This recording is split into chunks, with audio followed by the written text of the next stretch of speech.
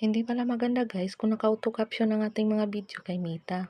Isa daw to sa dahilan na nakapagpababa sa views natin. Kung kaya kailangan ay i-off na nga natin. Kung hindi mo alam paano i-off ang auto caption, dahil gusto ko na talagang i-off ang auto caption, pindutin lang ang 3 lines sa itaas, then pindutin ang settings and privacy, pindutin ang settings, scroll up lang pataas, pindutin lang nga natin ang media. Pagka-open natin sa media, ito ang makikita natin, then scroll up natin pataas para makikita natin ang automatic. At kailangan na nga po natin i-uncheck yan para hindi na mag-automatic sa ating video. Dahil nga off na guys, try na nga po natin mag-upload ng video.